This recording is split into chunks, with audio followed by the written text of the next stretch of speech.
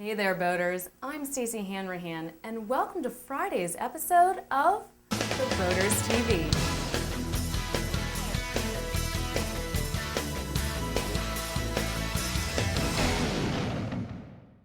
First up, let's see what's making waves in nautical news.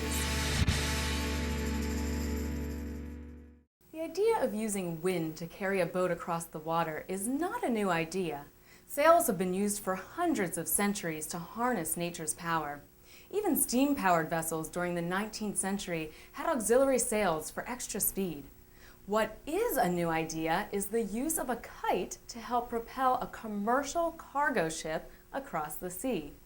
The MS Beluga SkySails set off on its maiden voyage from Germany to Venezuela on January 22nd. The ship has a computer-controlled kite much bigger than any kite we may have flown as kids. Try more than 1,700 square feet big. As large as the kite is, it looks small in proportion to the Beluga.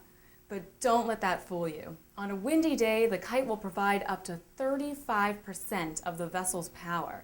In fact, its creators claim the kite will cut the ship's fuel consumption by as much as 20%, or close to 1,000 pounds of fuel a day. Fuel-burning ships are responsible for carbon dioxide emissions twice the amount produced by the aviation industry. And with greenhouse gases a topic of hot debate, the Beluga's designers hope their kite will help the shipping industry go green. To learn more about how the Beluga's kite works, visit its creator's website at www.skysails.info. Next up, it's time for our BoatTest Reports Feature of the Week, where this week we'll take a look at the Baja Performance 278. Baja is known for their Outlaw Series performance boats, which have got a unique, kind of edgy look. One of the differences between the Outlaw and this performance series is the windscreen. We've got a little bit more traditional windshield here, and this is nice stout plexiglass, plus there's steps here, so you can lean on this and climb up to the bow. On the bow we've got non-skid deck and a nice stainless steel handrail, plus 2 pull-up cleats for bow lines. And at the helm, there's a stereo remote, plus this great Livorsi gauge package, and all the switches are placed where they're real easy to get to, making this boat real easy to run. Baja includes Livorsi racing style shift and throttle, and also this racing style seat, which works great as a leaning post when it's rough. There's plenty of seating back here in the stern with storage underneath the seat. Lots of room to move around the cockpit. And let me show you below.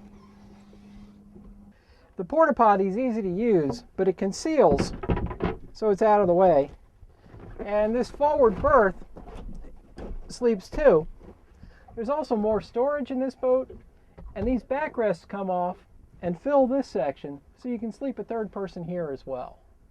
We've got a 425 horsepower Mercruiser 496 mag in this boat, but power options go all the way up to 600 horsepower.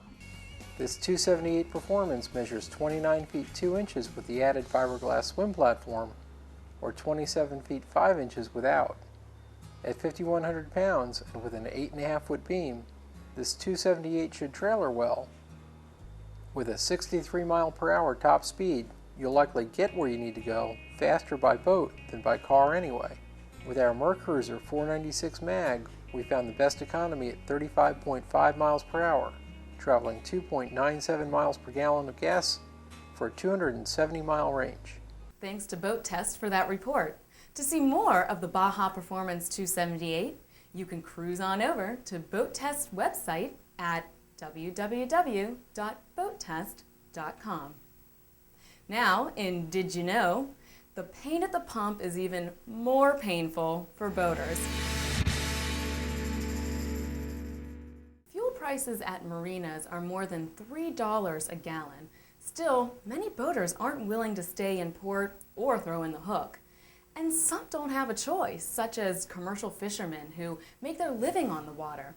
So what do you do if you're not ready to sell your boat or change careers? There are ways to conserve your boat's fuel short of staying home.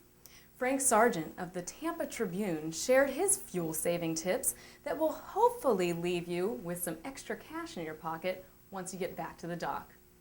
First, slow down and enjoy the view.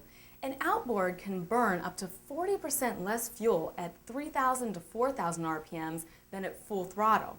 And lowering the RPMs in a displacement vessel, such as a trawler, won't just slow the boat, but your fuel burn as well.